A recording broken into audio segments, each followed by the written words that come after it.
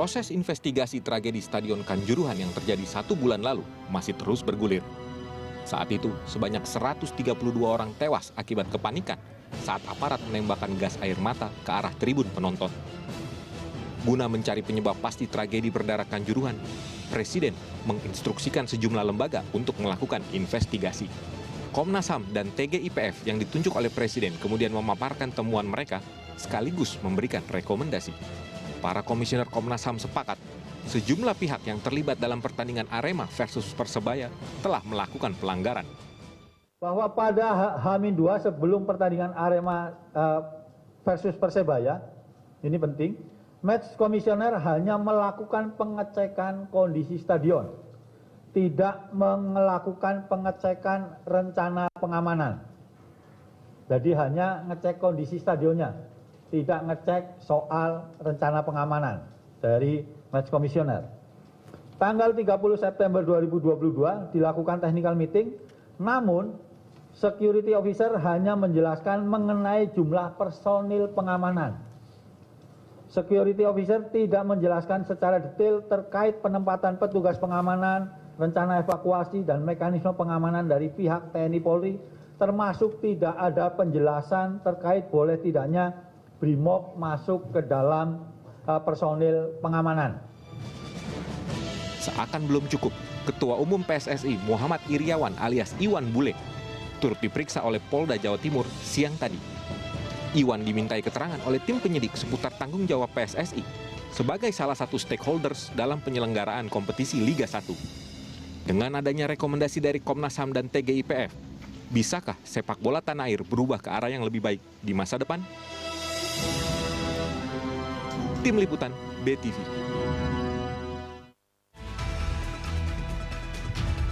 Kanjuruhan yang terjadi 1 bulan lalu masih terus bergulir, pemirsa. Ya, rekomendasi dari TGIPF sudah diberikan kepada Presiden Joko Widodo. Dan kali ini kita tahu bahwa terakhir di mana Komnas HAM juga telah menyerahkan hasil investigasinya. Benarkah PSSI melanggar aturan sendiri? Ya, kita akan membahasnya bersama dengan sejumlah narasumber, dan yang kali ini telah hadir bersama kami dalam studio BTV Semanggi ada Mas Akmal Marhali, anggota TGIPF, dan juga ada Mas Ignatius Indro, Ketua Umum Paguyuban Supporter Timnas Indonesia. Terima kasih Mas Akmal dan Mas Indro telah bergabung bersama kami. Dan juga telah bergabung melalui sambungan Zoom ada Bapak Erwin Tobing, Komite Disiplin PSSI. Terima kasih Pak Erwin telah bergabung bersama kami. Ya, Bapak-bapak, sebelum kita mulai perbincangan ini kita akan dengarkan terkait dengan hasil investigasi dari Komnas HAM, di mana ada yang menarik di sini terkait dengan poinnya adalah PSSI langgar aturan sendiri. Kita dengar cuplikannya. Jadi di sini PSSI kami katakan atau kami simpulkan telah melanggar regulasi yang dibuatnya sendiri dengan membuat perjanjian kerjasama dengan kepolisian yang dalam pasal-pasal perjanjian itu membenarkan pelibatan BRIMOB maupun pasukan huru-hara yang sebetulnya instrumen-instrumen dari unit-unit kepolisian tersebut itu tentu saja bertentangan dengan standar dan regulasinya FIFA yang juga mengikat PSSI sebagai anggota dari FIFA. Ya, secara substansi bertentangan dengan regulasi PSSI dan FIFA. Pak Erwin, tanggapan Anda terkait dengan hal ini? Baik, kita menghargai apa-apa pendapat dari semua pihak menjadi masukan bagi kita. Saya belum melihat secara lengkap apa hasilnya, tapi bolehlah masukan-masukan itu menjadi suatu bahan bagi kita untuk perbaikan ke depan. Karena bagaimanapun tidak semua negara, belum semua negara mampu melaksanakan ketentuan FIFA, apalagi pasal 19, kecuali negara-negara maju. Tapi pasti kita akan menuju ke sana, sama seperti Eropa dulu, terjadi keributan, ya itu juga kita akan menuju ke sana akan lebih baik. Karena bagaimanapun dalam situasi sekarang, klub belum mampu untuk menyediakan semua. Memang idealnya di dalam itu adalah petugas sipil, steward yang dimiliki oleh klub, atau ketua pelaksana atau pihak pelaksana. Polisi mungkin pihak keamanan berada di depan, di luar. Kalau sudah tidak mampu baru polisi masuk. Tapi itu kan sangat ideal. Sudah kuat nggak tim steward kita? Sudah mampu nggak untuk membayarnya? Sudah dilatih nggak? Sudah dilengkapi nggak? Di steward kita paling sekali tampil dibayar 200.000. Di sana mungkin 1 juta, 2 juta satu orang. Di sini cuma 200.000. Tapi tugas dia sekian jam. Mungkin kali tampil hanya gajinya di honor per bulan hanya sedikit. Tapi itulah nanti pelan-pelan petugas-petugas pengamanan ini betul-betul dilatih, dilengkapi dengan semua seragamnya, kemampuannya, betul-betul dia diberikan kemampuan untuk dan kewenangan untuk menangkap orang, mengeluarkan dari stadion. Itu diberikan kewenangan sehingga petugas polisi tidak usah di luar. Suatu saat itu kapan, Pak? Lah itu Indonesia ini tidak mampu, belum mampu, klub kita belum mampu. Siapa mampu menyiapkan itu semua? Udah apa setiap klub mampu menyiapkan? Bagaimana? Punya kan tragedi ini kan bukan. ini tentunya tragedi yang bukan begini kan harusnya memang idealnya kalau kita ikuti FIFA 19 sepak bola Indonesia. Kalau kita memang ikuti tadi katanya memang sebaiknya polisi ada di luar ring. Kalau kita semua penontonnya sudah bagus, supporternya sudah bagus, perangkat pertandingan sudah bagus, dan kemudian stewardnya ada, kita kan masih semuanya kita masih belum menuju ke arah lebih baik. Memang kondisi PSSI ya kita lihat dari segi persepak bolaan sudah ada kemajuan. Ada kemajuan beberapa kali jadi juara Asia, menjadi tuan rumah, itu kan suatu perbaikan. Tapi masih banyak memang mau diperbaiki. Macam supporter, mungkin perlu diadakan penataan kepada supporter, dihidupkan kepada bidangnya, bagian supporter, apa yang perlu. Beri tanggung jawab besar, beri resiko besar, beri punishment besar, berikan reward. Siapa yang paling bagus supporternya. Oke. Itu tuh semua menuju ke sana. Kata lain bahwa kita butuh waktu untuk memperbaiki itu. Jadi ada komposisi ataupun kita lihat tadi kalau memang klubnya belum mampu, security-nya belum mampu, artinya haruskah di sini PSSI yang seharusnya mampu dalam menghadapi ini? Maksudnya PSSI gimana? Ya, PSSI paling tidak menjadi bagian yang menyelamatkan ataupun yang mendorong untuk menjadi pelindung untuk menyempurnakan hal ini. Memang kalau bicara sepak bola banyak aspek, tidak PSSI saja, banyak aspek yang harus diperbaiki kita. Stadionnya, perangkatnya, semua klub yang banyak, tidak bisa PSSI saja. Bayangkanlah Liga 1 itu sekitar 306 pertandingan.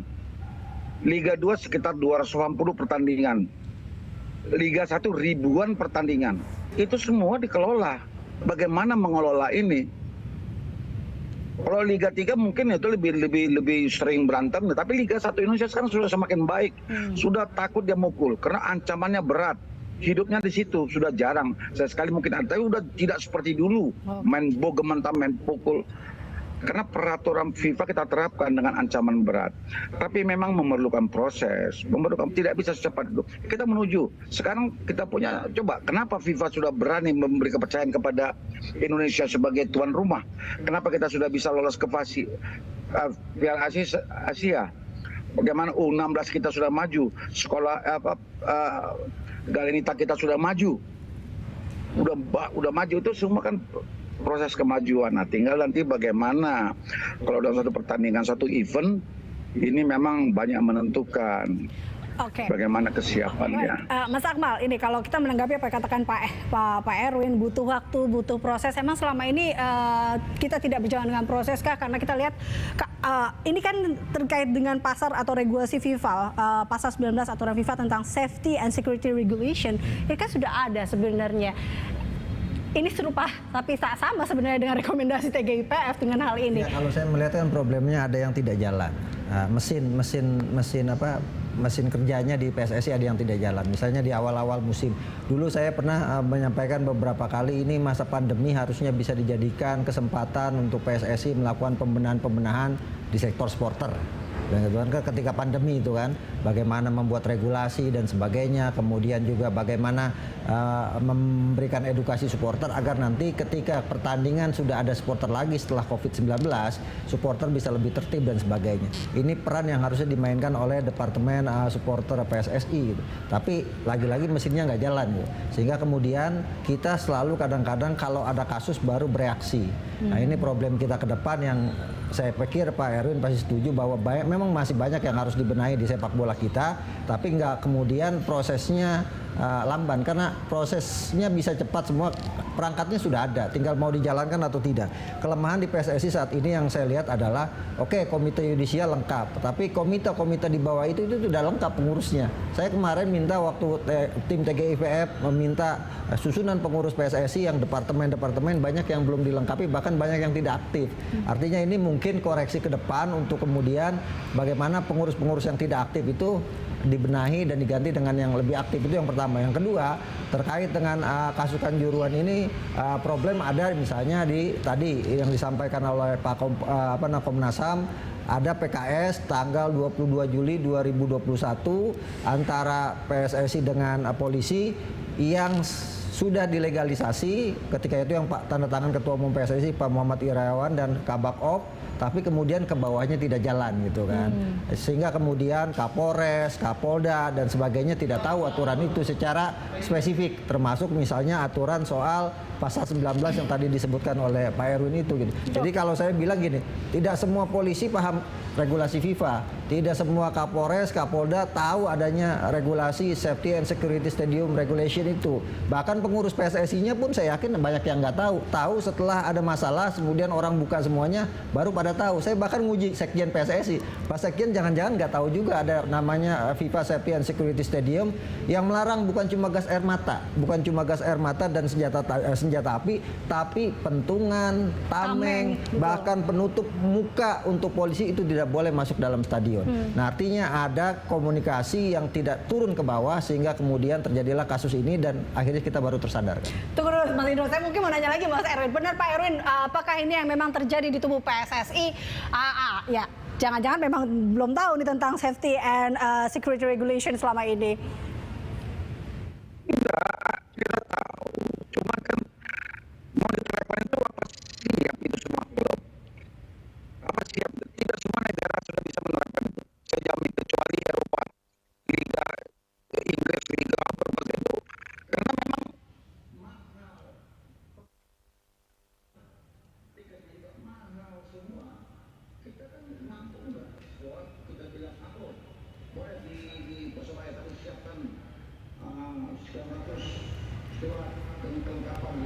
Oh, oke. Baik. Ini kita nampaknya ada gangguan audio bersama Pak Erwin. Saya mungkin ke Mas Indro. Mas Indro, tanggapan Anda seperti apa? Iya, kebetulan kami dari Paguyuban Supporter Timnas Indonesia juga dipanggil Komnas HAM untuk melakukan, ditanyakan ya mengenai bagaimana selama ini terhadap supporter, lalu juga pengamanan terhadap supporter. Ini kita beritahu semua bagaimana edukasi supporter ini nggak sampai ke akar rumput. Padahal kita sudah punya undang-undang keolahragaan gitu. Udah punya undang-undang keolahragaan, tapi kan belum dibuat aturan turunan dari undang-undang keolahragaan yang bisa memaksa seluruh stakeholder terlibat dalam edukasi terhadap supporter. Ini belum. Sementara juga edukasi terhadap pengamanan di pertandingan gitu ya, pengamanan supporter yang akhirnya bisa memberi jaminan keamanan dan juga kenyamanan bagi supporter dalam menyaksikan pertandingan. Contoh sederhana saja, ketika kita ditanya juga oleh Komnas, bagaimana pengamanan selama ini? Yang saya lihat selama saya di stadion gitu ya, ini polisi-polisinya lebih asik nonton ke pertandingan. Minimal itu hal yang sederhana. Tapi kan memang seharusnya kalau kita ngelihat steward yang profesional adalah menghadap ke penonton, dan ketika ada hal-hal yang mencurigakan ini bisa diantisipasi lebih dahulu. Itu yang kita terangkan kepada pihak Komnas, gitu Mbak. Iya, ini kalau tadi melihatnya bahwa ini cukup mahal. Sebenarnya seberapa mahal sih memahami terkait dengan peraturan regulasi 19 FIFA ini? Ya sebenarnya sih kalau menurut saya hanya kemauan gitu kan. Kalau mau saya yakin bisa gitu kan. Ini kan problemnya banyak yang sekali lagi mesin-mesinnya yang rusak nih. Kalau menurut saya yang salah satunya tugas Pak Erwin untuk membenahi misalnya ya regulasi soal supporter lah gitu, kita nggak punya gitu kan. Padahal ini sudah diamanatkan berkali-kali. Setiap kali kejadian orang meninggal di lapangan bola, saya bersama Save Our Soccer selalu meneriakan bahwa kita perlu segera membuat yang namanya Football Spectator X. Tapi nggak pernah dibuat, itu sampai 86 orang meninggal sebelum tragedi Kanjuruhan kan, dan tidak ada satupun yang bertanggung jawab. Sampai kemudian menurut saya adalah mungkin kita diuji dengan ujian yang lebih besar, 135 orang meninggal. Ya semoga ini menyadarkan kita betapa pentingnya aturan regulasi soal supporter, regulasi soal kelayakan stadion, sehingga kita tidak menganggap sepele nyawa orang gitu kan. Bagaimanapun sepak bola itu digelarkan untuk hiburan gitu, bukan sebagai kuburan penonton yang hadir ke lapangan gitu. Oke, kita sudah bisa terhubung dengan Pak Erwin. Pak Erwin, coba menanggapi terkait dengan hal ini. Kita harapkan memang sepak bola ini adalah hiburan, bukan kuburan sebenarnya. Karena tadi korban selalu berjatuhan di sini. Kemarin sebelumnya adalah 60-an, kemudian sekarang 135. Gimana Pak Erwin? Ya.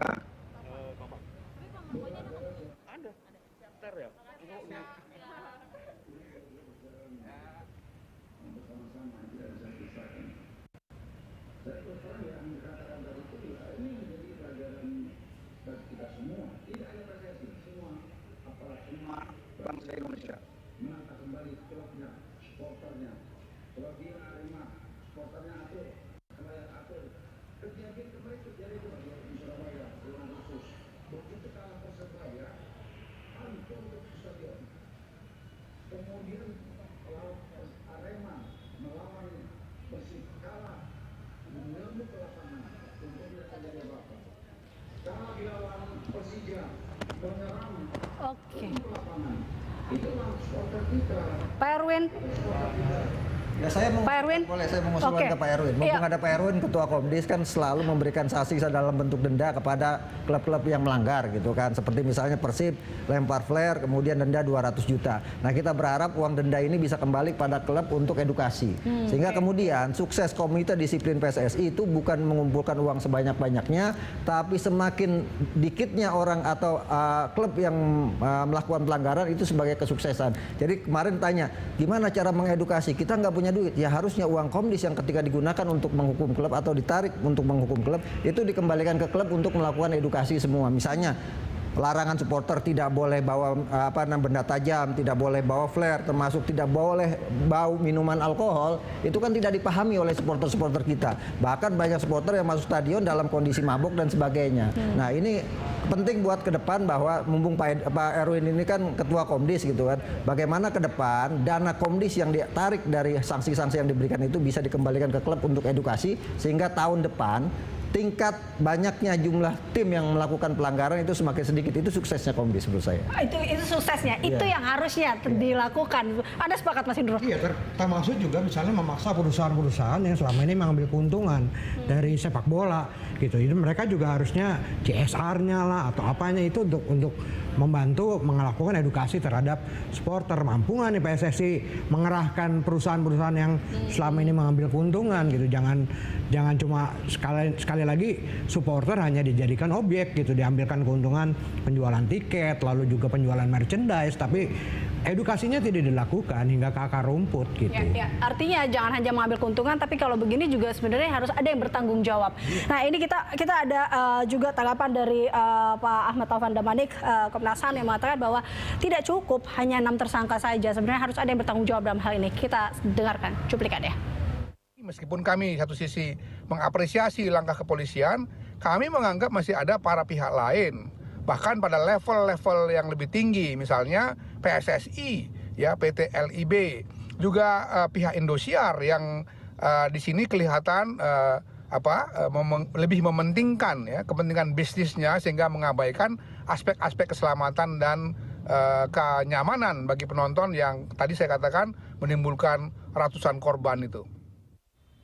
Ya, Mas Akmal tadi terkait dengan apa yang dikatakan oleh Pak Taufan, bahwa ini kan tadi kalau kita dengarkan dengan TGIPF sendiri rekomendasinya, Pak Mahfud aja bilangnya begini kan, yang tanggung jawab ya moralnya berhenti atau mundur seperti itu.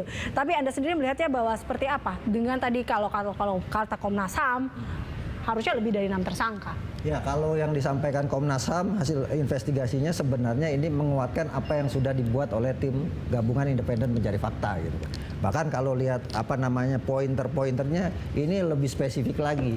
Misalnya bagaimana memerintahkan polisi untuk melakukan penyelidikan secara imparsial, transparan, kemudian berbasis berbasis crime investigation misalnya. Kemudian juga meminta ke pihak kepolisian bukan cuma menghukum dalam bentuk kode disiplin dan kode etik, tapi juga menghukum dalam ranah pidana, bukan cuma yang ada di lapangan sepak bola, tetapi juga pemangku kepentingan pengambil kebijakan yang ada di luar lapangan. Artinya kalau kemudian diterjemahkan aturan itu adalah bahwa harusnya akan ada tersangka-tersangka baru terkait hasil pengembangan kasus dari 6 tersangka yang sudah ada, karena menurut saya memang harus ada, salah satunya yang harus ada juga supporter gitu kan. Kenapa? Karena supporter juga harus dihukum, jangan sampai orang per orang ya, jangan sampai misalnya pengerusakan mobil tidak dihukum secara pidana padahal itu kena KUHP. Nanti akan ada jadi justifikasi masyarakat di luar bahwa kita membakar mobil orang nggak masalah, orang di Kanjuruhan membakar aja nggak dihukum apa-apa. Kemudian melakukan pemukulan, itu juga invasi di lapangan. Nanti salah satu tugasnya Pak Erwin sebagai komite disiplin adalah menghukum orang yang pertama kali masuk invasi lapangan. Kenapa? Karena dalam football family itu kan dilarang masuk invasi ke dalam lapangan. Nah, itu yang belum masuk ke komite disiplin. Komite disiplin kan baru menghukum ketua panpel, security officer, termasuk Arema secara umum. Nah, mungkin masih ada PR itu. Kenapa? Kalau tidak dihukum juga dalam lingkup football family, nanti akan berimbas kepada tim-tim yang lainnya. Kita boleh loh turun ke lapangan setelah pertandingan. Nah, ini penting menurut saya. Jadi kalau dalam lingkup football family, Pak Erwin sebagai ketua Komdis harus juga mengembangkan kasus ini untuk menjerat lagi mereka-mereka yang bersalah dalam konteks football family-nya ya, komite disiplin. Apalagi kemudian dalam konteks pidana, polisi juga harus bisa mengambil atau melakukan pelurasan kasus sehingga kasus pidananya bisa bertambah tersangkanya. Saya malah berpikir bisa 10 sampai 15 orang lagi bisa jadi tersangka kalau kemudian benar-benar dilakukan penyelidikan secara tadi transparan, akuntabel dan berbasis crime investigation. Oke, ini gini, kita tahun depan kita tahu PSSI telah memutuskan menggelar KLB di awal tahun depan. Tapi apa kemudian yang diharapkan? Seberapa besarkah, seberapa garansinya kah KLB nanti ini bisa mengubah sepak bola Indonesia? Apa yang mungkin harus diperbaiki dalam hal ini? Karena kita tahu bahwa tadi Komnas HAM menyebut PSSI menyalahi aturannya sendiri, artinya harus ada yang dibenahi di sini. Harus apa mungkin dari masukan Mas Akmal dan juga Mas Indro dalam hal ini? Karena agendanya adalah nanti pada saat KLB adalah pemilihan ketua umum, wakil ketua umum dan exco. Mungkin kedepannya akan lebih baik memimpinnya. Saya pikir bukan cuma sekedar pergantian ketua umum atau exco ya untuk sepak bola kita. Kenapa? Karena masalah sepak bola kita itu dalam 20 tahun terakhir ada di akarnya. Jadi akarnya harus dibenahi dulu gitu. Kenapa? Kalau akarnya dibiarkan dan tidak dibenahi, maka masalah akan tumbuh lagi. Siapapun pemimpinnya. Siapapun pemimpinnya. Karena itu PR terbesar. Jadi saya tuh agak kurang setuju kalau kemudian KLB seolah-olah menyelesaikan masalah sepak bola kita gitu kan. KLB kan cuma satu di antara 12 rekomendasi TGIPF. Jadi jangan kemudian KLB ini dijadikan alat negosiasi untuk secepatnya menggelar kompetisi tanpa tadi menyiapkan perubahan-perubahan aturan yang ada. Aturan soal supporter, aturan soal keamanan dan keselamatan, termasuk diantaranya aturan dan komitmen bersama untuk tidak ada lagi korban nyawa di sepak bola. Gitu. Jadi apa yang harus dibenahi, Mas? Banyak banget. paling penting. Pak Erwin pasti setuju, banyak itu yang harus dibenahi. Oke. Mas Indro. Iya, kalau saya lihat KLB yang diajukan oleh PSSI ini hanya melegitimasi apa yang sudah dilakukan oleh PSSI sendiri gitu. Sementara dia tidak mengindahkan sama sekali rekomendasi dari TGIPF misalnya. Salah satu rekomendasinya adalah secara moral harus mundur gitu kan. Mundur lalu ada kekosongan kekuasaan baru ada KLB. Nah, ini yang tidak diindahkan. Dia membuat KLB legitimasi agar liga bisa berjalan kembali, tapi kan selama ini belum ada lagi jaminan keamanan dan kenyamanan dalam menyaksikan pertandingan. Ada lagi isunya akan mengadakan pertandingan secara bubble gitu. Ini kan aneh lagi, bagaimana? Apakah bubble ini menyelesaikan masalah? Enggak gitu. Sementara kita juga menginginkan misalnya ada amandemen statuta PSSI. Selama ini kan peristiwa luar biasa ya, harus dilakukan juga tindakan yang luar biasa tentunya. Tidak bisa juga seolah-olah seperti pergantian pemimpin biasa gitu ya di tubuh PSSI. Tapi ini ada hal yang harus diperlakukan secara extraordinary, nggak bisa juga dilakukan seperti biasa aja gitu.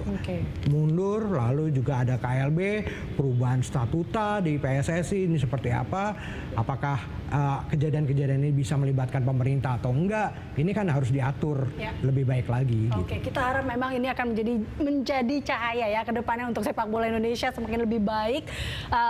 Sayang sekali kita tidak bisa bergabung kembali dengan Pak Erwin karena ada gangguan komunikasi bersama Pak Erwin, dan pemirsa demikian perbincangan kita dalam Berita Satu Sore.